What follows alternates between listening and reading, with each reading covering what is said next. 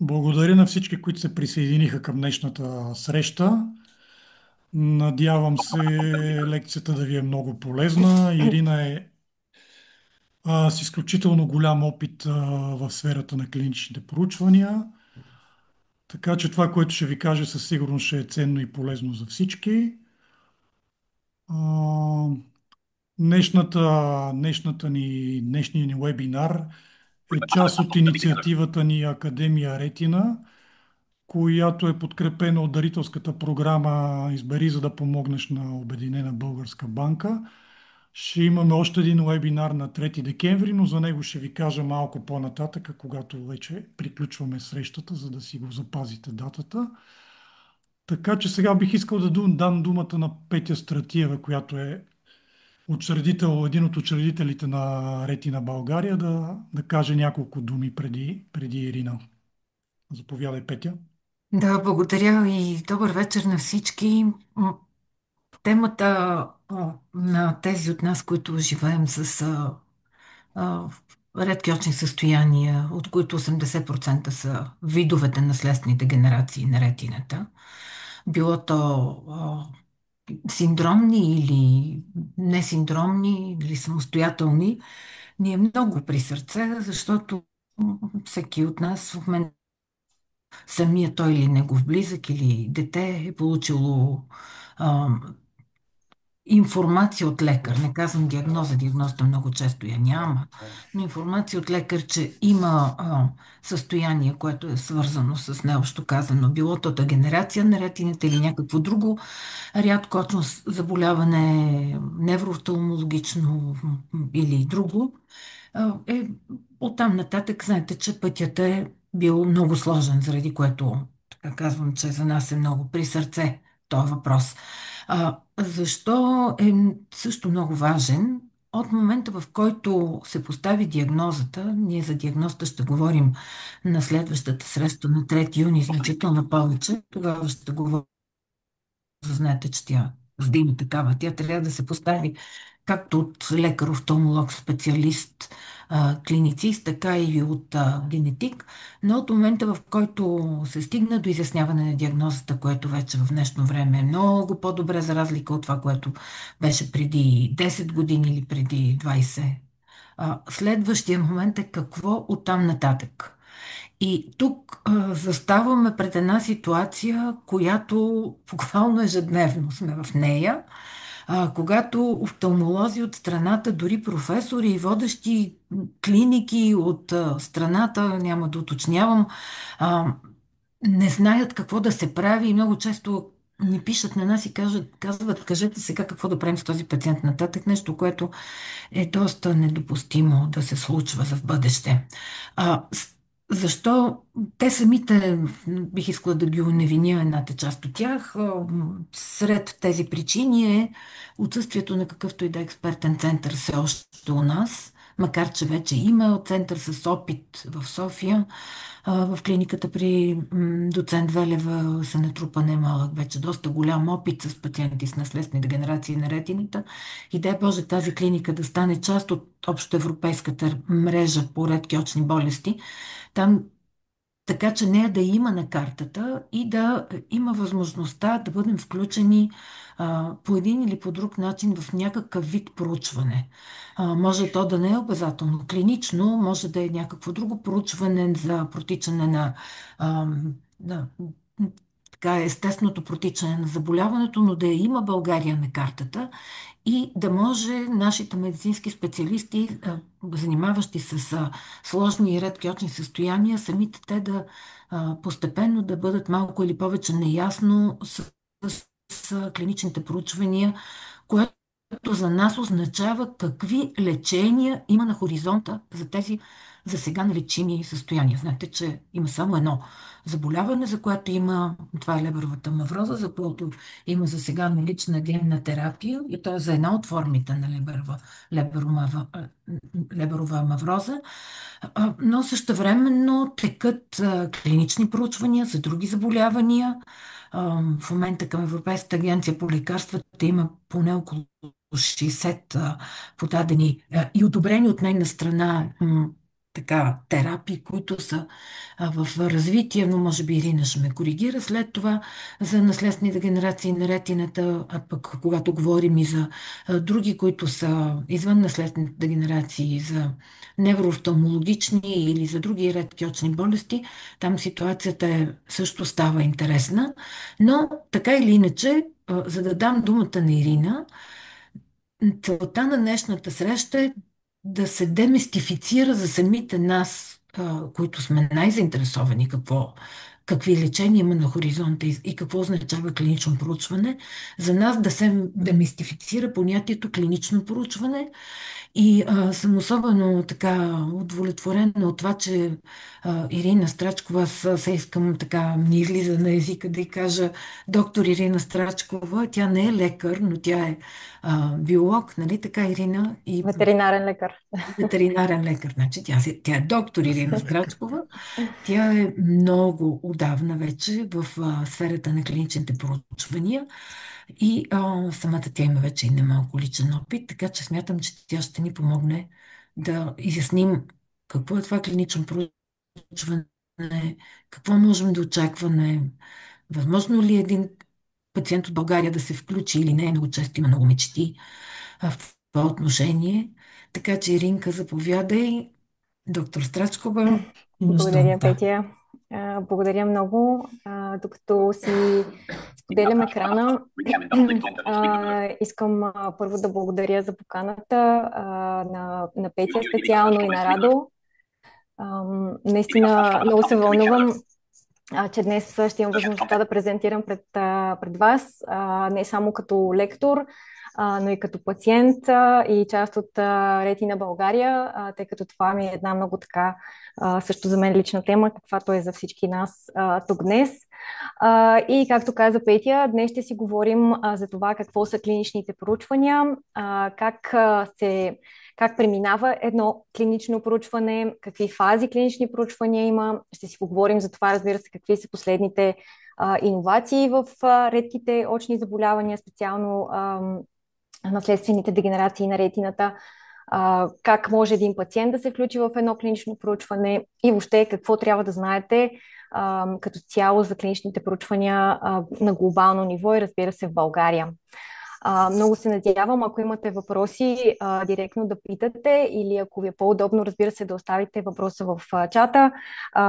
Аз, ако не мога да ви отговоря веднага, със сигурност ще намеря отговор на вашия въпрос и ще ви го изпратя след срещата. Малко за мен. Аз съм Ирина Страчкова, на 38 години съм в момента. По образование, както чухте, съм ветеринарен лекар и вече повече от 13 години се занимавам и работя в фармацевтичната и клинична индустрия в България и на глобално световно ниво. В момента съм менеджер стратегии по набиране на пациенти в клинични проучвания в PPD или Thermo Fisher. Може би сте чували тази компания, като се занимавам с клинични проучвания фаза 1 и 4. Ние ще си говорим, разбира се, и в презентацията какво означава това. Съм диагностицирана, имам клинична и генетично поставена диагноза пигментен ретинит и съм част на член на Ретина България и както казах, изключително много се вълнувам, че днес се срещам с вас и имам възможност да презентирам тази тема. Първо, разбира се, ще започнем с това какво представляват клиничните проучвания от пътя на развитието на едно лекарство, на една технология, на едно ново медицинско изделие. Всъщност, клиничните проучвания сами по себе си са една задължителна стъпка в новия модерен свят, в който живеем, за да може една компания да продава на пазара технология, лекарство или медицинско устройство, тя е задължена да премине през няколко фази на клинични проучвания, които протичат изключително интересно, бавно. Разбира се, те са свързани с изключително голям бюджет, но за всичко това ще си говорим и по-нататък в презентацията. Като за начало искам да запомните, че за да може едно лекарство или една терапия да достигне до нас, пациентите на пазара, тя трябва да премине през няколко фази от клинични проучвания. Тези клинични проучвания се тестват, разбира се, тази терапия се тества, разбира се, върху доброволци и се цели да се определи безопасността, ефективността, подходящата дозировка и възможните странични ефекти на тази нова терапия. Както казах, това е задължителна стъпка и клиничните проучвания сами по себе си представляват едни програми, които текат по строго написан протокол, т.е. има строго написан сценарий, по който клиничните проучвания се провеждат на глобално ниво. Разбира се, ще си говорим и за това. Но този протокол или този сценарий, по който се провежда едно клинично проучване, трябва да бъде предварително одобрен и той постоянно бива наблюдаван от световните етични и регулаторни органи. Какви биват основните видове клинични проучвания? И даже Петя тук леко засегна темата в началото на нашата среща. Двете основни групи клинични проучвания на световно ниво в момента биват интервенционални или така наречените експериментални проучвания или проучвания, при които има намеса, т.е. има интервенция. Това са най-често срещания тип клинични проучвания, в която пациентите, които са доброволци и участват в такъв тип проучване, получават някакъв определен тип терапия или някаква интервенция, както казах. Може би това да бъде процедура, може да бъде медицинско устройство и има за цел да се установи неговия ефект през това време. Такива проучвания в момента са хиляди, може би на глобално ниво. В България също все повече се налагаме на пазара като страна подходяща за клинични проучвания. Все повече инвеститори и спонсори на клинични проучвания избират България за свой клиничен център и за страна, в която включват пациенти. Няма да засягам защо е така, но всъщност е изключително положително за всички нас като пациенти. Интервенционалните проучвания, или както казах, проучванията, при които има някаква намеса или интервенция, биват рандомизирани и ще обясня в следващите слайдове какво точно означава това. И също така тези проучвания биват или плацебо контролирани, или се контролират с конкурент. Това също ще си поговорим по-натам. Знам, че са термини, които са непознати за по-голямата част от хората, така че ще се спрем и на това, разбира се. Другата голяма група клинични проучвания, които съществуват, са така наречените наблюдателни или обсервационни проучвания. Това са проучвания тип регистри или проучвания, при които се събират данни от живия живот. Така да най-общо казано, в тези проучвания не се прилага никаква експериментална терапия, няма намеса външна от типа на изследвания, допълнителни устройства или процедури. Тези проучвания имат за цел да се наблюдава естествения ход на заболяването или се наблюдава ефекта на вече съществуващо лечение. Тоест, тук имаме два случая на такива тип проучвания. Ако не съществува преди това никаква терапия, каквато в случая биха били много от пациентите днес с нас, с вас в тази група, тогава по-скоро проучванията имат за цел да наблюдават естествения ход на заболяването, да се съберат данни за това как се развива това заболяване и разбира се, тези тип проучвания имат основна цел и тя е да се подготви една така наречена база за по-нататъчни интервенционални проучвания. Така че тези проучвания са от изключително голяма важност. Такива наблюдателни или обсервационни проучвания съществуват, както казах, и вече за съществуваща терапия, тогава когато лекарството е одобрено на пазара, но все още е сравнително отрано, т.е. от сравнително малко време е на пазара и има за цел да се събират данни за ефикасност и безопасност в така един много продължителен период от време, от типа на 10 или повече години. Сега да се върнем малко по-напред в терминологията, която използвах и първия тип интервенционални проучвания или първата Първото основание, което използвах за интервенционални проучвания, това е рандомизация, ако си спомняте. Рандомизацията в клиничните проучвания всъщност представлява едно заслепяване или случайно разпределение на пациентите. Тоест, ако имаме едно интервенционално проучване, което изследва нова терапия срещу вече съществуваща такава, пациентите се разпределят в две групи на случайно разпределение и се цели с това заслепяване или с случайното разпределение да се минимизират първо пристрастията, т.е. няма личностно определяне кой пациент отива в коя група и също така се цели да се повиши статистическата валидност на данните, т.е. клиничните данни, когато се обработят в края на проучването, тази рандомизация или това заслепяване осигурява валидността и значимостта на тези данни. Всъщност, рандомизацията е доста интересен процес, тъй като не е как да го обясня, не е един пациент да получи терапията и следващия пациент след него да получи другата терапия. Напротив, използват се много сложни математически модели и всъщност почти никой от участниците в клиничното проучване не знае на базата на какъв модел се разпределят участниците в групите терапии. Всичко това е изключително строго мониторирано и при едно нарушаване на тази рандомизация или нарушаване на заслепяването, това може да доведе дори до някакви много сериозни санкции за центъра, за участниците. Участници имам предвид лекарите, разбира се, а не за пациентите. Другата информация, която ви дадох за интервенционалните проучвания, това е, че те биват понякога плацебо-контролирани. Какво означава плацебо-контролирани? Означава, че изпитваната терапия или технология или устройство бива сравнявано с плацебо. Плацебото всъщност само по себе си, предполагам всички знаете какво е, но то е вещество, което или терапия, която наподобява изцяло изпитваната такава.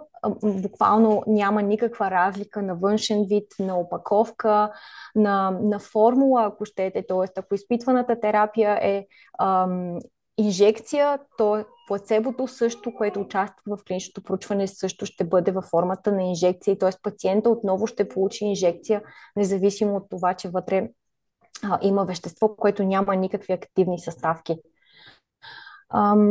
Защо такива плацебо-контролирани проучвания съществуват, ако може би се питате?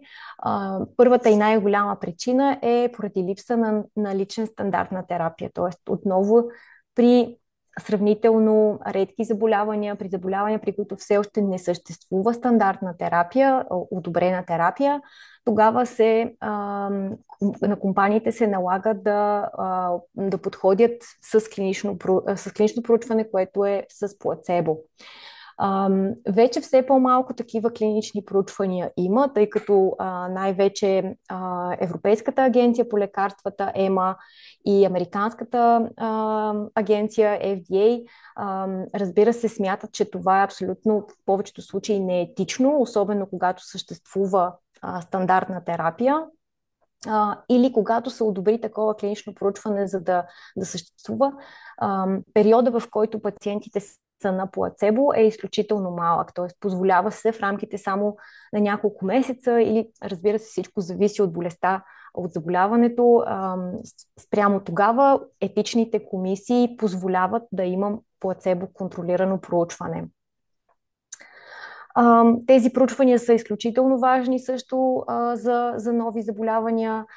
Някои от фазите на проучването, за които ще си поговорим по-късно, са винаги с плацебо, но, както казах, изключително вече все по-рядко се случва и единствено почти когато няма налична стандартна терапия, срещу която да се направи клинично проучване за ефективност. Другата, разбира се, голяма група проучвания, това са проучванията, които се контролират с конкурент, извинявам се, при което е наличен стандарт на лечение. Тоест вече имаме някаква одобрена терапия на пазара, тя бива тя бива свободно достъпна на пациентите в тази държава, в която са. И тогава вече компаниите с цел разработка на нова, по-ефективна, по-удобна форма на лечение използват и са длъжни да направят проучване срещу такъв конкурент или стандартна терапия. В случая с наследствените заболявания на ретината, разбира се, все още не можем да говорим за такъв тип проучвания, но се надявам, че след години, може би, ще имаме дори такъв вариант. Целта на тези проучвания, както казах, е да се определи ефективността, безопасността на тази нова терапия и тя най-вече бива просто сравнявана с ефективността и безопасността на съществуващата вече такава терапия. Сега ще започнем да си говорим за това какви са фазите на клинични проучвания, всъщност как преминава живота на една нова терапия, на развитието на едно ново лекарство от биохимията и биохимичните лаборатории, в които се развива една молекула, до това да стигне до пазара при нас като пациенти. Само ще кажа, че горе-долу годините, които преминават, са около 10, така че доста бавно все още се случва целият този цикъл на развитие на молекула до достигане на пазара. За ваша информация, много проучвания не успяват т.е. много развити молекули не успяват дори да достигнат до пазара, тъй като техните клинични проучвания просто не успяват да докажат било то безопасност, било то ефективност или ефикасност. Т.е. медицината и развитието на нови молекули може да се струва на хората изключително бавно, но всъщност на заден план вървят хиляди клинични проучвания за нови лекарства постоянно на световен мащаб. И така, след като една молекула бъде разработена в лаборатория, след като премине през тестове на, ако щете, клетъчни култури, лабораторни мишки или въобще зависимост от това каква е, разбира се, самата молекула, се достига най-накрая, отново след няколко години, до първата фаза или фаза 1 клинични проучвания. Фаза 1 клинични проучвания е много важна и много интересна фаза, защото в фаза 1 клинични проучвания, чистата фаза 1 клинични проучвания, се включват само здрави доброволци. Тоест, колкото и да звучи странно, в тази фаза все още не могат да се включат пациенти, които носят даденото заболяване. Може би сте чували, в България не е толкова разпространено, но на Запад и особено в Щатите, примерно студенти и много хора, които имат затруднения в живота си, финансовата си страна, кандидатстват много често за такива фаза 1 клинични проучвания и доброволстват за такива проучвания, защото освен всичко останало, те са изключително добре платени. Такива проучвания влизат много малко хора, става дума за 20-30, може би максимум до около 100 човека и това са някакви големи проучвания. И във фаза 1 клиничните проучвания се цели да се определи безопасната доза на лекарството и всъщност се изследва как един здрав организъм обработва или се справя с наличието на тази молекула в тялото. Тоест, тук вече говорим само за едни такива много първоначални данни. Следи се пациентите, те не са пациенти, но са здрави доброволци, как реагират на тази молекула и всъщност най-вече се цели с тези фаза 1 проучвания да се определи някаква безопасна дозировка. Тръгва се от много различни дозировки и има за цел това проучване накрая да се стигне до може би 2 или 3 различни дозировки, които в последствие ще продължат в следващите фази. Фаза 2 проучванията, също така има и смесена фаза 1-2, за които няма толкова да си говорим днес, но фаза 2 проучванията е следващата фаза проучвания и това е първата оценка на ефективност на една молекула. Тук вече влизат пациенти, които имат съответното заболяване и вече се набират по-голяма група от пациенти. Тук вече са 100 до към 300 човека, в зависимост от заболяването. И се цели да се съберат първите данни за ефективност при реално заболели пациенти. Изяснява се вече оптималната доза, начина на приложение, било то като хапче, като инфузия, като инжекция. И ако тези данни от фаза 2 проучването са положителни, т.е. покаже се, че вече върху пациенти, които участват, лекарството, терапията има ефект, тогава се продължава нататък. Ако следите иновациите, които се случват в момента в сферата на наследствените заболявания на ретината, разбира се, може би сте видели, че в момента има няколко проучвания фаза 1-2, които текат. Мисля, че най-напредналото проучване е фаза 2B, което е на компанията Nanoscopic, за което, разбира се, ще си говорим накрая като една изключителна иновация.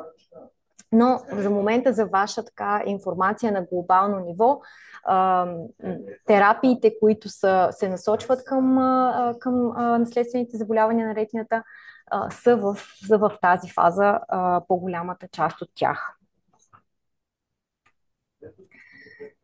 Вече фаза 3 проучванията се надяваме скоро да видим и такива, които касаят ретиналните заболявания. Фаза 3 проучванията са така наречените регистрационни проучвания. Това са проучванията, които целят и служат за доказване на ефективността на лекарството и целят тези проучвания, тези данни от това проучване да се използват за регистрация на лекарството и за неговата продажба. Тоест, ако едно лекарство стигне до фаза 3 и, разбира се, има положителни резултати, тези данни ще послужат за неговата регистрация и за последващото му наличие на пазара. Изключително важна фаза от клиничните проучвания. Тук вече говорим за големи групи пациенти, особено при заболявания, които не са редки, като например ринит или някакви артериални хипертонии или проблеми, които са много често срещани. Тогава вече над 1000 участници и над 1000 пациенти могат да влязат в едно такова клинично проучване. Те се сравняват с наличните терапии или с плацебо в много редки случаи, както казах. Цели се оценка на съотношението полза-риск в случая. Тоест, вече можем да говорим за това дали използването на това лекарство за пациента носи повече полза или всъщност има по-висок риск. Когато това отношение е положително, т.е. ползата е по-голяма от риска, тогава вече това клинично проучване е успешно и може да се говори за регистрация на лекарството. За съжаление, много терапии обаче достигат и до момента, в който риска е по-висок от ползата. И тогава, въпреки че са преминали през всички тези фази преди това, през цялото това изследване, за съжаление, не могат да продължат към регистрация. Има и такива случаи. В днешно време компаниите, които спонсорират клинични проучвания, са длъжни да обявяват резултатите от фаза 3 проучванията си, независимо от това дали са положителни или отрицателни. Тоест, ние като пациенти, интересувайки се от терапиите, които съществуват и които се разработват, можем да знаем достъпно какъв е бил резултата от фаза 3 проучванията.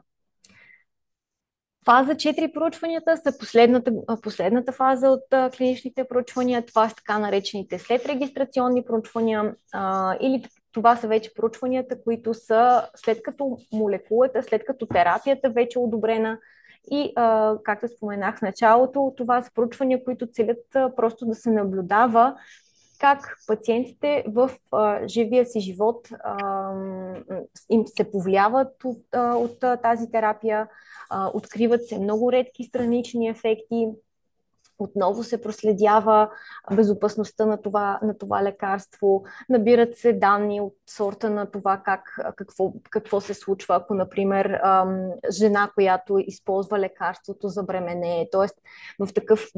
буквално в нормален живот, какво се случва с пациентите, които приемат тази налична терапия. Пак да кажа, ако имате някакви въпроси, спирайте ме по всяко време и питайте спокойно.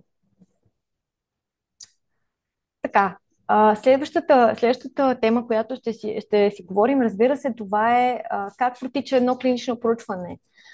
Във времето му, какво се случва, какво трябва да знаем ние като пациенти за тези моменти, кое е важно за нас, разбира се, да сме подготвени и така информирани изцяло за това какво ще се случи с нас, ако участваме в едно клинично проучване.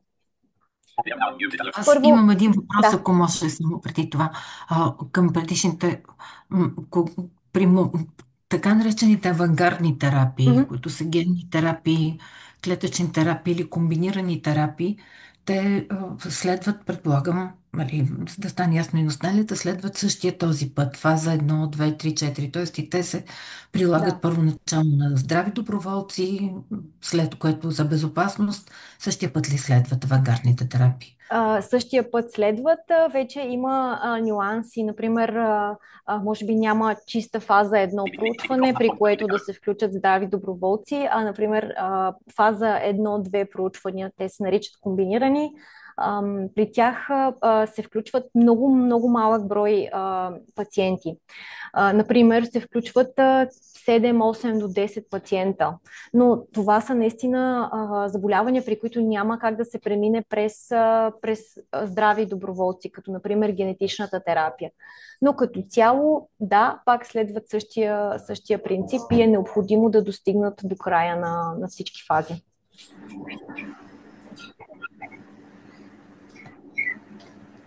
Така, добре, да се върнем на това как протича едно клинично проучване само по себе си. Разбира се, всичко започва с една много детайлна подготовка. Само за ваше така, цялостен поглед, едно клинично проучване започва поне 2 години преди да започне набирането на пациенти. Пациентите биват набирани примерно 1 година. И след това самото клинично проучване затваря за набиране на пациенти и продължава още няколко години. Тоест, изключително дълъг период от време, независимо коя фаза. Всичките фази продължават много дълго. Затова казвам, че средно 10 години може да продължи фазите на клиничните проучвания и чак след 10-15 години лекарството да бъде налично на пазара. Подготовката за клиничното проучване започва най-вече и основно с писането на този протокол, за който говорих в началото, или така програмата или сценария, ако мога да го нарека, за това всъщност как ще протече самото клинично проучване. Протокола представлява един огромен документ, който описва абсолютно всяка част, всеки аспект на клиничното проучване. Може би само за да дам накратко какво имам предвид. Например, колко пъти пациента ще получи лекарството, през колко време ще получи лекарството, през колко време ще посещава медицинския център, в който протича клиничното проучване, какви видове лабораторни изследвания ще му бъдат направени, кръвни изследвания било то, въобще целият този аспект, но не само това, всички статистически данни, събирането на данни, обработката на данните, буквално представлява като един огромен сценарий, който описва всяка една част от клиничното проучване.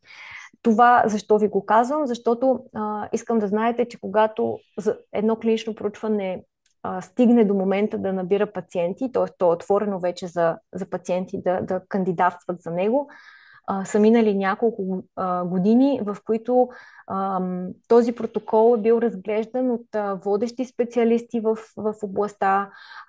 Водещи лекари са писали части от този протокол и всъщност в много от ситуациите те самите участват в това клинично проучване като центрове и включват свои пациенти. Тоест, за да стигне проучването до нас като пациенти, този протокол е бил одобрен, преглеждан, подобряван въобще няколко пъти е преминал през погледа на етичните и регулаторни органи в държавите, в които ще бъде това клинично проучване. Тоест, наистина много, много сериозен контрол има върху самия протокол. Когато се стигне вече до набирането на участниците, тогава вече почти нищо не може да бъде променяно, протоколът е одобрен и остава само пациентите да бъдат намерени, да се наберат във времето, в което се налага, и след това проучването в някакъв момент се затваря.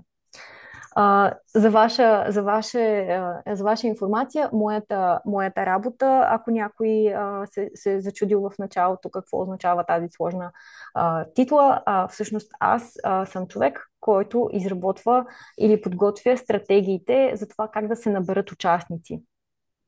Аз работя за клинични проучвания, които търсят пациенти за много редки неврологични заболявания, пациенти, които са изключително зле диагностицирани или грешно диагностицирани на световно ниво. Наистина мога да кажа, че е изключително сложно и бавно да се намерят пациенти, подходящи пациенти за протоколите, които се създават. И все повече етичните комисии и компаниите, които разработват клинични проучвания, целят да упростят клиничните си проучвания, за да може по-лесно да се набират пациенти. Като казвам упростят, това в никакъв случай не е по-скоро да се намали качеството на клинични проучвания, а да се разширят границите и да се разширят критериите, по които едно клинично проучване е подходящо за пациентите. Когато стигнем до набиране на пациенти и говорим за набиране на пациенти, това всъщност означава, че има един много специален и стриктен подбор на участниците в проучването, на пациентите, които ще влязат в проучването, по много стриктно определени критерии. Тези критерии са вписани в протокола на клиничното проучване, както казах за него, и всъщност те се наричат включващи или изключващи критерии. За да влезе един пациент в едно проучване, трябва да отговаря на всички включващи критерии и да не отговаря на нито един изключващ критерий. Например, за да можете да знаете какво се има предвид, в нашия случай, примерно пациент, който е с пигментен ретинит, за да вляза в едно клинично проучване, аз трябва да имам да съм диагностициран с пигментен ретинит. Аз трябва да имам клинична диагноза на пигментен ретинит, трябва да имам и генетична такава диагноза, поставена за пигментен ретинит. Например, за да ви дам и още пример за изключващ критерий, например, аз не трябва да съм болна от някакво друго заболяване, което би могло да бъде свързано с някаква загуба на зрение. Не знам дали това прави смисъл и дали обяснявам добре, но просто искам да разберете и да запомните, че има един такъв лист от критерии и за съжаление не всеки пациент, който е диагностициран с едно заболяване, може да бъде подходящ пациент за това клинично проучване. Това, разбира се, носи със себе си много разочарования и от страна на лекарите, и от страна на пациентите, разбира се, но тези критерии имат за цел да осигурят данните, които се извличат от това клинично проучване, да бъдат абсолютно стойностни и значими за бъдещата терапия. Това е най-важният момент в едно клинично проучване, започването на набирането на пациентите и достатъчното бързо набиране на пациенти за едно клинично проучване. Този период на набиране на пациенти продължава определено време, т.е. то не е вечно. Най-често, когато говорим, например, за редки заболявания, едно набиране на пациенти продължава около година, т.е. година и нещо. Центровете по света ще бъдат отворени да приемат участници и да оценяват дали тези участници са подходящи за клиничното проучване. След това, за съжаление, клиничното проучване затваря за нови пациенти и тези, които са приети в проучването, продължават да си получават терапията и да им се правят там различни тестове, както споменах, изследвания и така нататък. Преди да влезем в едно клинично проучване, най-важната стъпка е това да направим информирано съгласие. Информираното съгласие не е просто да кажем на своя лекар, че сме съгласни да участваме. Информираното съгласие е един огромен документ, който бива даван на пациентите на хартия, вече и в електронни носители, нали, в по-модерните времена, което подписване става след един много детайлен разговор, който ще има с лекаря, който ще ви включи в клиничното проучване. Този разговор ще има за цел наистина да ви запознае с абсолютно всички страни на клиничното проучване, било то положителни, като например това, че ще имате достъп до тази терапия, било то отрицателни, като това, че например ще трябва наистина да отделите много време, за да бъдете част от това проучване. Тоест, ако като пациент вие отидете на лекар и прегледа ви ще продължи половин час, когато участвате в едно клинично проучване, тази визита ще продължи няколко часа. Ще ви бъде вземано кръв всеки път, например, примерно, ще трябва да правите някакви допълнителни такива изследвания, които не са част от нормалния живот на всеки един пациент. Например, в моите проучвания, да кажем, само за ваша обща култура, примерно всички пациенти с неврологични, невропатични заболявания трябва всеки ден да стискат едни устройства и тези устройства позволяват да им се оцени колко здраво стискат и всъщност колко се подобрява здравината на стискането им, когато преминават през това проучване. Така че участието в едно клинично проучване дава много, но също така и е изключително голям, как да кажа, вие трябва един пациент наистина да иска да участва в проучването и да бъде свързан с проучването и да разбира колко е важно участието му в това проучване, защото то отнема доста време, отнема и наистина от вашето свободно време, ако щеш, от живота, който се живее. Така че участването в едно клинично проучване не е с лека ръка да се вземе като съгласие. Трябва наистина всеки пациент да осъзнава всъщност допълнителната тежест, която ще бъде едно такова клинично проучване за него. Но всеки пациент трябва изключително детайлно да поговори със своя лекар и изключително добре да се запознае с това информирано съгласие. И ако някога в България достигнем до момента, в който има клинични проучвания за пигментен ретинит или за наследствени дегенерации на ретината, ви съветвам наистина да проведете един такъв много сериозен разговор с вашия лекар, с вашето семейство, разбира се, защото и те ще са потърпевши, вие ще прекарвате повече време в болницата, както казах, най-малкото. Може ли само, извинява, един въпрос, Ирина? Да.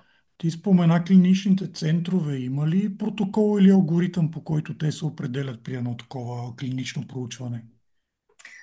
Да, мерси, Радо.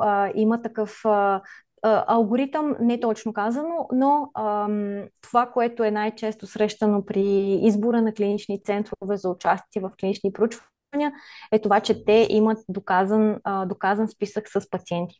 Тоест, ако имаме проучване, което търси пациенти, например, с пигментен ретинит, центровете, които ще бъдат поканени да участват в това клинично проучване, са такива, които ще трябва да покажат и да докажат, че имат пациенти, които биха могли да бъдат включени.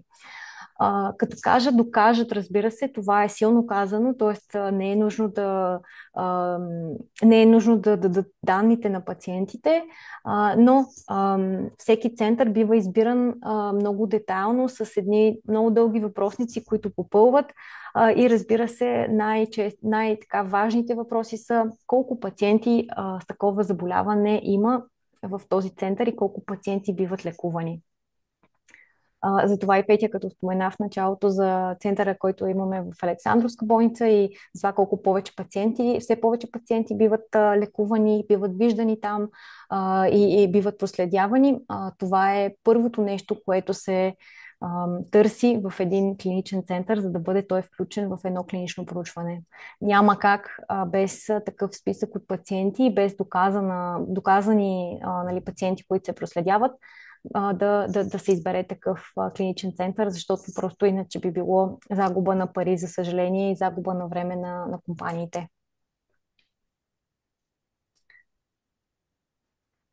Ако това отговаря, надявам се да отговаря на въпросите ти. Да. Мерси много. Беше доста. Да. Така, след като се наберат, в момента, в който започнат да се наберат пациенти, всъщност клиничното проучване започва да тече. Както казах, тогава пациентите биват разпределени в едни групи, сляпо се разпределят, т.е. нито пациента, нито лекарите, които участват в проучването, знаят в коя група попада всеки пациент. Т.е. дали ще бъде плацебо, дали ще бъде стандартна на терапия, дали ще бъде иновативната терапия. Никой няма представа как точно попадат пациентите. Започва едно такова редовно проследяване на всеки пациент. Както казах, има N брой визити, които трябва всеки пациент да направи в медицинския център. Стриктно се спазва този протокол. Говорим за лабораторни изследвания, които се вземат всеки път. Както споменах, все повече се цели отнемане така на тежестта на пациента върху пациента, която пада.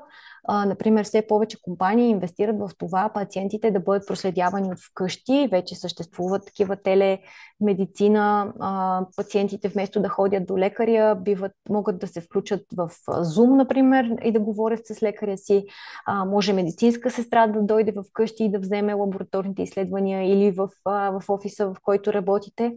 Така че все повече навлизат такива модерни технологии и се цели наистина пациентите да се облегчи всъщност бремето, което пада върху тях.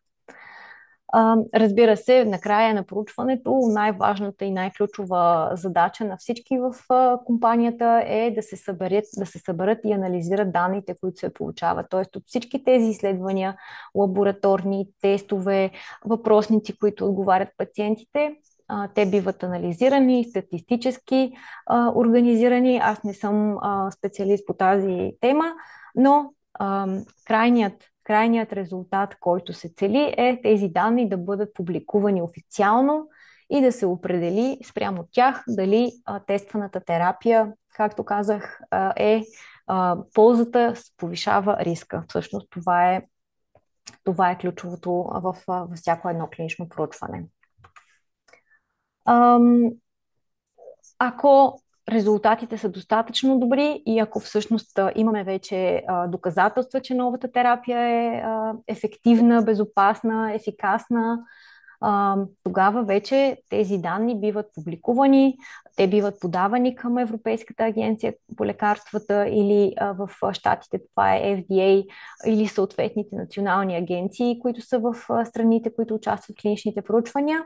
И ако те се установят, че са достатъчни, вече можем да говорим за регистрация на лекарството. Тези данни, както споменах, от фаза 3 проучванията, са данните, които служат за регистриране на новите терапии на световно ниво. След това, разбира се, тези данни биват публикувани в научни изписания, презентират се на различни форуми, конференции и така нататък, но това е повратната точка в живота на едно клинично проучване. То бива затваряно и тези данни биват публикувани и съответно одобрени и терапията започва да живее като една одобрена молекула или едно одобрено лекарство на световно ниво. Какво е важно за пациентите да знаят, включвайки се в едно клинично проучване, което искам само да спомена в няколко най-важни точки. Първо, когато подпишете едно информирано съгласие, пациентът има право по всяко едно време, без абсолютно никаква причина, да оттегли твоето съгласие. Няма нужда да имате никаква причина. Може просто в един момент да не искате повече да участвате в клинично проучване, защото повече не ви се занимава. И тогава можете спокойно да оттеглите своето информирано съгласие. Разбира се, вашите лекари, които участват в проучването, ще направят всичко възможно, ако имате нужда от допълнителна информация, ако имате нужда от допълнителна помощ, да продължите в клиничното проучване, но ако вие като пациент искате да се оттеглите, имате това абсолютно право. Всички ваши данни като пациент са абсолютно анонимни и конфиденциални. Т.е. вие като пациент с името си и годините си и адреса си няма да съществувате в това клинично проучване.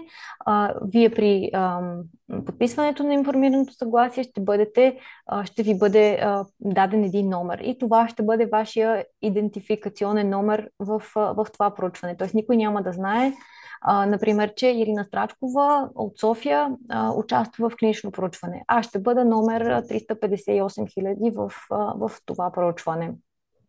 И никаква част от данните ми не може да бъде споделена. Когато говорим, нали, дори за публикуване на тези данни и за подаване на тези данни, дори тогава по никакъв начин анонимността на пациентите не бива разкривана. Като пациент всеки има право да получи абсолютно подробно обяснение за всички рискове, за всички ползи и алтернативи на това клинично проучване. Защото, както казах, ползата, разбира се, може да бъде много голяма. Можете да имате достъп, извинявам се, ако чувате кучето ми, можете да имате достъп до нова терапия, но разбира се, има риска и че това е нова терапия, която не е одобрена и която може би не всички нежелани лекарствени реакции са изследвани. Така че като пациент трябва да се запознаете много добре с това какво означава да сте част от клинично проучване, което тества нова молекула.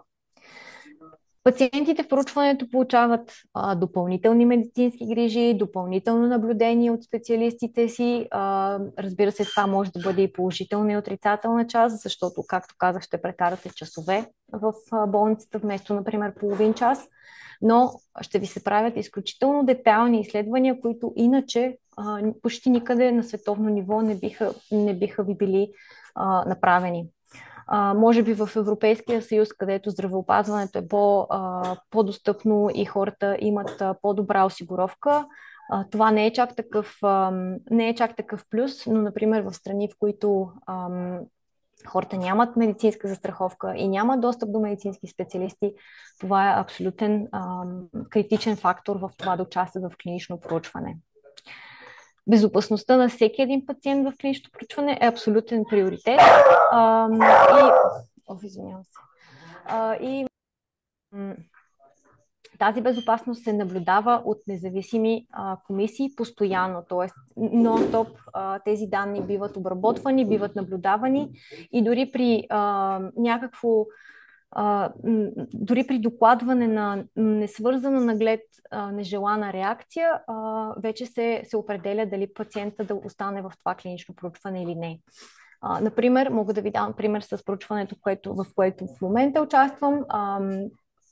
Изследваме терапия, която е за неврологично заболяване, при която пациентът преди една седмица падна и щупи ръката си. Никой няма никаква представа дали това по някакъв начин е свързано с молекулата, наглед по никакъв начин не е свързано, но веднага това бива докладвано и бива оценявано като реакция към лекарството. Така, продължаваме нататък. Какви са ползите, всъщност, да си поговорим от клиничните проучвания?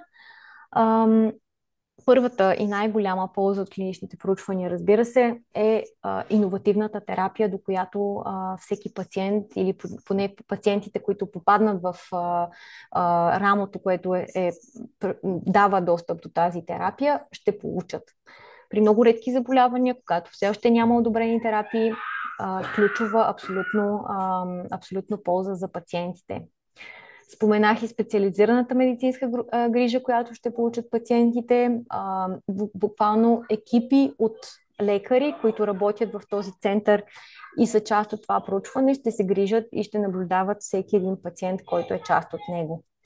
И разбира се, голяма полза от това пациентите да участват в клиничното проучване е, че това носи едно много по-добро разбиране на заболяването и се подпомага събирането на данни за естествения му ход. Исках само да спомена, че при някои проучвания, при повечето проучвания всъщност вече в днешно време, има и финансова страна. Всъщност тези визити, които правите в болницата и това време, което прекарвате в болницата, много по-често и много по-добре вече бива заплатено по някакъв начин. Това е под формата на пациентски стипендии се дават се ваучери за храна, ваучери, ако щеш, за платформи за гледане на телевизия или пазаруване, колкото и смешно или странно да звучи, но по всякакъв начин се цели пациентите да бъдат обезщетени за времето, което прекарват в клиничното проучване и приноса, който, разбира се, без тях би бил абсолютно невъзможен. Исках да оставя накрая почти, преди да започнем с въпросите, няколко важни източници на информация, защото в днешно време за нас е ключово важно да знаем къде да търсим информация и най-вече тази информация да бъде истинска, имайки предвид в света на AI и технологиите, които живеем. И затова исках да оставя тук, но и после мога да изпратя по имейл, може би няколко линка, които можете да отворите. И това са платформи, в които всеки един от нас би могъл да влезе и да потърси клинични проучвания, които текат за неговото собствено заболяване или генетична разновидност. Първия, разбира се, такъв източник е Европейския регистър на клинични проучвания, който на европейско и глобално ниво ще ви даде списък с всички проучвания, които текат в момента за това заболяване. И също така, още по-важно, ще ви даде информация за всички центрове, които участват в това клинично проучване и за техните контакти. Тоест, вие ще можете да достъпите тази информация и да знаете в кои държави, например, и къде са тези центрове. На всеки един пациент абсолютно му е позволено и няма никакъв проблем да се обърне към тези центрове, които участват в това клинично проучване. И знам, че това е един от въпросите, който исках и да обсъдим с вас, е това дали български пациенти могат да участват в клинични проучвания, които не се провеждат в България. Отговорът е да, но не винаги, за съжаление, защото зависи от компанията, която спонсорира или компанията, която инвестира в това клинично проучване. За съжаление, не винаги тези компании са подготвени или са планирали да приемат международни пациенти. В редки заболявания, като наследствените заболявания на ретината, може би има такива случаи, но в повечето случаи, за съжаление, е много трудно организируемо да има участие на международни пациенти. Всичко това е свързано с много големи разходи. Разбира се, на пациентите трябва да им бъдат платени самолетни билети, хотели, дневни, ако щете, в някои случаи се заплащат дневни дори на вашите придружители, деца, родител или настойник. И, за съжаление, много рядко се позволява или са отворени към прием на международни пациенти. Затова е изключително важно в България да има център за клинични проучвания, защото тогава вече шанса пациент от България да влезе е изключително многократно пъти по-голям, отколкото в друга държава. Исках, разбира се, да сложа и като източник сайта на ИРН или Европейските референтни мрежи. Знаете, България цели да бъде референтен център в тези референтни мрежи и всъщност с влизането ни като референтен център вече можем да говорим за провеждане на клинични проучвания в България. Но тук на този сайт също можете да откриете информация за текущите клинични проучвания. В България съществува и има възможност, има един също българска платформа за търсене на клинични проучвания. Тя се нарича Find Me Cure. Също съм оставила линк после за тези, които искат да погледнат. Това, което е важно да се спомене, е, че това са българска компания, които могат да съдействат пациентите да бъдат, например, да контактнат или да се опитат да се включат в международно проучване. Тоест, има координатори, които могат да ви съдействат за това да се обадят на центъра, да разберат какви пациенти се включват в това клинично проучване и да ви съдействат чисто логистично, да ни съдействат чисто логистично да влезем в едно такова клинично проучване. Така че исках да ви оставя и този източник на информация, за да се запознаете с него. И на последно място, и се извинявам, че продължих малко повече от времето си, но това е толкова обширна тема.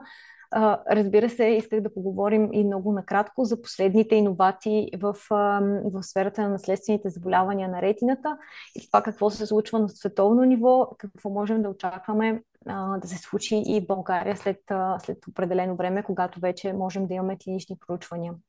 Разбира се, Петя спомена в началото за единствената одобрена терапия, лукстурна. Вие най-вероятно всички сте чували за това, за тази терапия. Сама по себе си това представлява генетична терапия, която е за определен тип генетична мутация.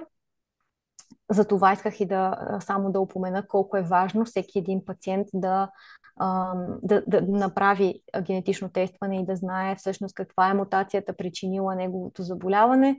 За съжаление са много мутациите, които причиняват наследствени заболявания на ретината, но все повече компании тестват не само генетични терапии, които са насочени към определен ген, но и генетични терапии, които са насочени, които са независими от гена. Тоест, има вече и по-широк спектър от генетични терапии, които се разработват, които няма значение всъщност какъв е гена. Но, въпреки това, е важно да знаете каква мутация имате и може би в някакъв момент да се включите в едно такова клинично проучване. Следващите терапии, които са вече все още в много начални етапи на развитие, това са така наречените клетъчни терапии. Това те представляват сами по себе си трансплантация на различни било то ретинални пигментни клетки или фоторецепторни клетки, които се имплантират в ретината и подпомагат всъщност, заместват увредените клетки в някои от случаите. Другата голяма иновация, която в момента се случва и която в момента се разработва, това са така наречените оптогенетични терапии. Както споменах в началото, Nanoscopic, една от компаниите, които разработва такава сравнително напреднала терапия, всъщност се използват вируси, които въвеждат в окото или в ретиналните клетки, въвеждат светлочувствителни клетки. Знаете, тези клетки, които при нас всъщност дегенерират и вече не реагират на светлина. Така че изключително голяма иновация в сферата. Може би някои от вас са чували за така наречените антиоксидантни терапии. Това е N-ацетилцистеин, който бива тестван за подобряване на зрението при хора с с пигментен ретинит, свързани състояния, или разбира се трансплантация на ембрионални стволови клетки, което също се изследва, но това са още също терапии, които са далеч от одобрение за момента. Последния ми слайд са често задаваните въпроси. Аз вече споменах за това какво е необходимо български пациенти да участват в в международно проучване. Както споменах, нужно е спонсора на клиничното проучване да е отворен такъв международен пациент да влезе. Ако това не е позволено по протокол и не е планирано, тъй като най-вече има логистични спирки, за съжаление няма да бъде позволено. Другия въпрос, който обсъждахме с Радо, това е какво е необходимо в България, за да може в България да се провеждат клинични проучвания. Най-вече това е необходимо да имаме такъв един референтен център или експертен център, който вече има списък от пациенти. Те са доказано пациенти, диагностицирани пациенти и България вече може да бъде на картата, на световната карта, когато става дума за избор на клинични центрове в едно такова проучване. Това е от мен. Ако някой има въпроси, наистина много ще се радвам да ги зададете. Или ако нещо не е станало ясно, разбира се, питайте спокойно. Много ще се радвам да отговоря. Благодаря ти, Ирина. Беше много изчерпателна и полезна информацията, която ни поднесе. Ако някой има въпроси, нека да ги задава, тъй А, като как, напреднахме с времето. какво Слушам. казах, какво казахте, госпожо Ирина, че е необходимо да се включим в тия центрове? За да може да има клинично проучване в България, да протече клинично проучване в България за пациенти с наследствени заболявания, е необходимо да имаме регистриран референтен център. Тоест, сами по себе си, лекарите, които имат пациенти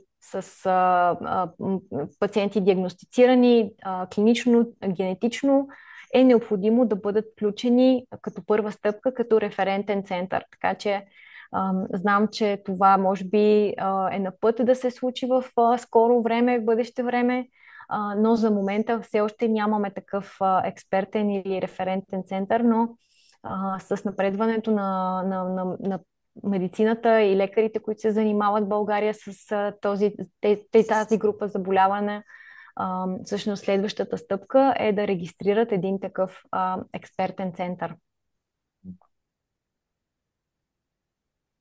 В смисъл, че трябва да набере регистър, най-вероятно, този център, с който да може да го Ами, представи. да, или и всъщност центъра да бъде одобрен като референтен Да. център в ИРН, в европейските референтни мрежи. Всъщност това ще бъде ключовия момент за България. А когато една компания стартира клинично проучване, тя ли търси центровете или те се обръщат към нея, когато видят, че има отворена такава програма? Как е точно процеса? Мога да кажа, че понякога се случва и центрове, които не са избрани да участват в клиничното проучване, да се обърнат към компанията спонсор и да заявят, че искат да участват в такова клинично проучване. Но пак те трябва да преминат през този процес, да се попълват въпросници, да отговарят на определени критерии. Лекарите, които искат да участват и да се включат в проучването, също да отговарят на така доста специални критерии. Но се случва, да, центровете сами да се обърнат към компанията и да кажат: ние имаме пациенти, изберете ни за това клинично проучване. В много случаи обаче изборът е обратен, т.е. компаниите най-вече чрез предишния си опит с тези центрове ги избира отново и отново за тези клинични проучвания. Реалността, за съжаление, е такава. Супер, благодаря ти много. Аз много ще се радвам и ако искате всички, мога да оставя, разбира се, телефон и личен имейл. И ако някой иска да попита някакви други въпроси или има желание да поговорим още по някакъв от тези теми, абсолютно няма никакъв проблем да се свърже с мен и да си доизясним някои от нещата, които не са станали ясни или които ви е интересно да научите повече. Споделя така много, много благодаря. Много благодаря, Иринка, до тук така Разбира се. за начина, по който ни структурираш познанието. Нещо, което така искам да споделя за така наречените пациент докладвани резултати, конкретно за нашите терапии за наследствените дегенерации на ретината. Няколко терапии, които бяха много напреднали, за съжаление, стигнаха до ситуация, в която резултатите от тях не бяха добри. И това не значи, че терапията не е полезна, че тя не би могла да доведе до подобрение за- на качеството на живот на пациента и на пациентите с този вид заболявания. Случи се обаче така, че когато трябва да бъде оценена накрая от страна на Европейската, нали, в определени етапи от страна на Европейската агенция по лекарствата, конкретно говорим в Европа, а, не постигат тези резултати, които, когато говорим за резултати, става въпрос за най-различни видове резултати. Примерно, подобряване в цветното зрение, подобряване в различаването на светлина от тъмнина, светочувствителност, контраст, дали мобилността на пациента се е подобрила. И така в момента една тема е дали тези критерии, по които бива оценявано поставени от страна на Европейската агенция по лекарствата, са правилните критерии и дали все пак няма някои други, как да кажем, резултати, които са важни за пациента, които биват пропускани. Един пример ще дам с терапията за географска атрофия, която това е а, вид макулна дегенерация, суха форма на макулна дегенерация, много авансирала форма, за която за която Федералната агенция за храните и лекарства в Щатите е дало одобрение. Също дадоха и австралийските власти регулаторни одобрения. И така и в Япония една от тези терапии е одобрена, докато Европейската агенция има девиация, тя не даде одобрение, тя очаква друга ефективност. Разликата е до някъде, наобщо казано, се състои в това, че Федералната агенция в Щатите и съответно Австралия, властите взеха под внимание качеството на живот на пациентите. Имаше за него критерии, неща, които тук при нас не бяха в Европа взети предвид. Така се получава и с някои в момента терапии, които са в етап на проучване за наследствени дегенерации на ретината.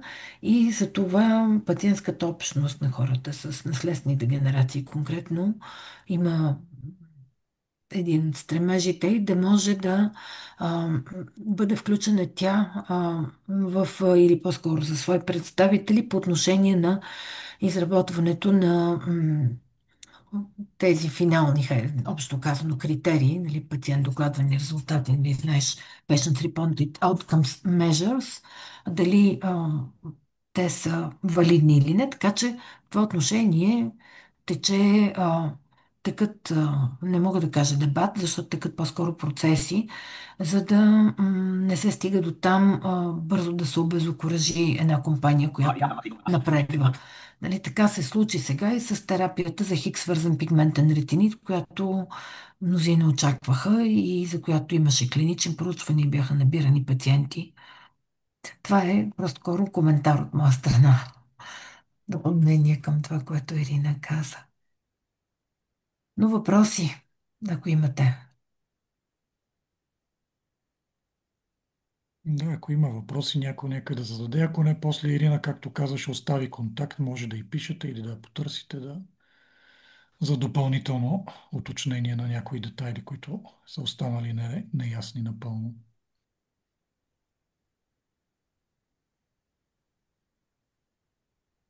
Може би няма. Може би трябва да осмислят хората всичката тази Да. информация. Ами да, надявам се, че не е била твърде много.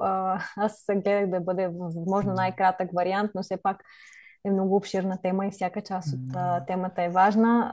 Като цяло в България наистина предстои скоро, най-вече надявам се да видим първото клинично проучване и първите участници да влязат, така че изключително вълнуващ момент и затова е изключително важно хората да бъдат запознати какво е клинично проучване, да не се притесняват да питат лекарите си и така да подходят информирано към когато вече има на масата обсъждано проучване за тях.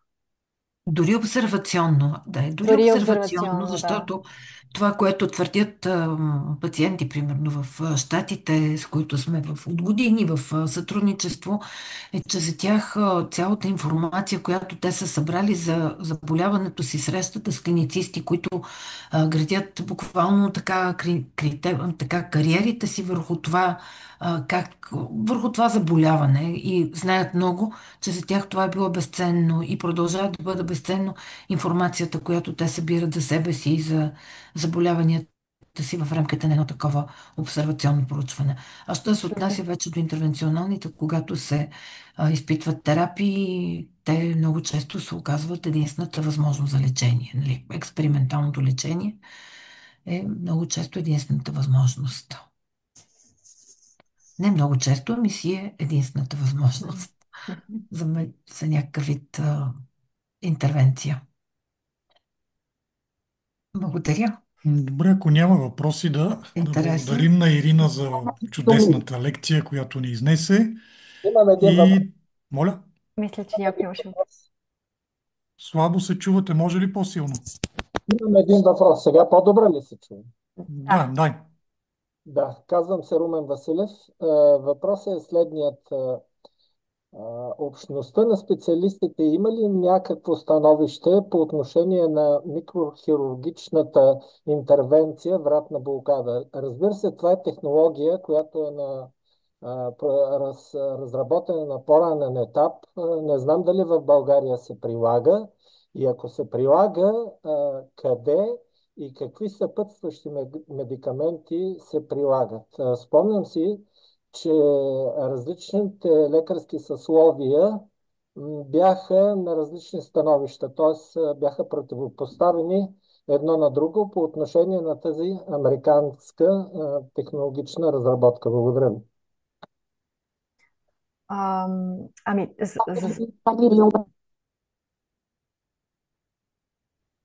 някой може би искаше нещо друго да каже. Благодаря ви много за въпроса, но ще трябва да потърся информация и да се свържа с вас, ако това не е проблем.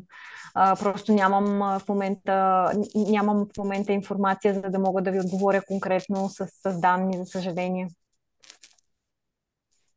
Аз също, ако позволиш, и аз да взема отношение, Да. смятам, че това е в сферата на клиничните консенсуси.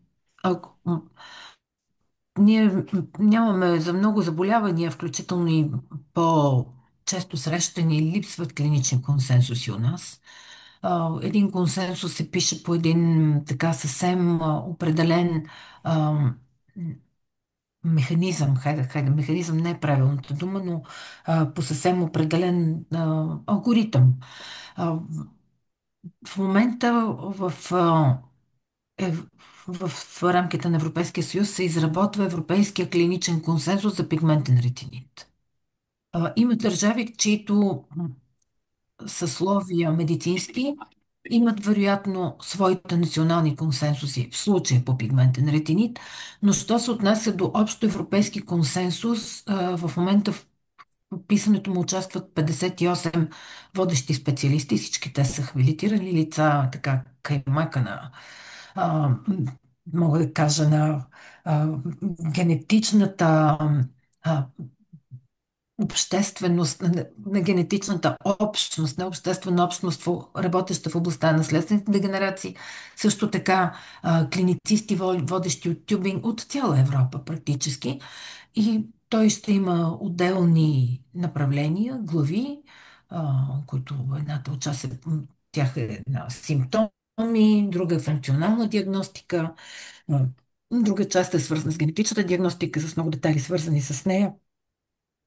Други такива, една от главите ще бъде терапии, развитие в практически така наречената вратна блокада, за която пита господин Василев, тя би следвало там да влезе, ако тя е прията за такава и е доказано средство, което може да превишава полза спрямо риск. И също една от главите ще бъде посветена на рехабилитацията, помощните средства, стандарти за рехабилитация, но това е един процес, който вероятно ще трае минимум една година още, ако не и малко повече. Той, пак казвам, изисква, изработва се по определени критерии. За сега клиничен консенсус за някои от нашите заболявания беше изработен такъв за Баръл-Бидъл синдром. Той е също вид наследствена дегенерация на ретината.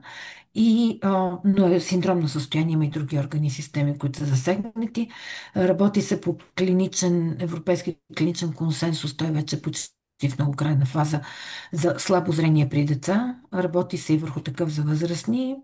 Там има други клинични въпроси, които третират този консенсус, но за пигментен ретинит в момента е в процес на разработка.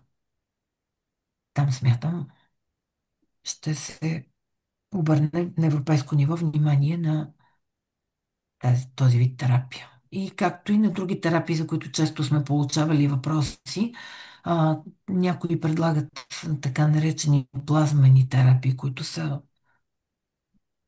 Аз не съм чувала в Европейския съюз някои тези терапии да ги прилага, които с така с седиментиране, отделяне на клетките от собствена кръв и така нататък. Това е пак вид до някъде тъканна терапия, която преди малко Ирина тази вечер доста така подробно обясни, когато едно лечение не е регистрирано като такова, какво следва, какви са стъпките и не само стъпките, какви са регулациите, нали, етични, регулаторни, отношението на пациента. Това, което аз самата за себе си съм разбрала е, че когато някой ми предлага някакъв вид терапия и тази терапия, ако не е одобрена, а, следва да съм много внимателна. Дали въобще още повече много често тези терапии се предлагат или тези вид лечения се предлагат срещу заплащане от страна на отделни клиники. Затова са нужни тези консенсуси, господин Василев, за да се види в тия консенсуси, ще залеглят на тия терапии, ще има ли референция към тях, колко пациенти, как са прилагани и защо трябва да има някакъв доказателствен материал. Супер, благодаря ти, Петя. Още някой въпрос ще има ли? Или господин Василев, ако има някакъв коментар да добави нещо? Динамична кореспонденция. Динамична кореспонденция. Благодаря, госпожо Стратиева. Нямам повече въпроси. И ние благодарим за въпроса. Някой друг?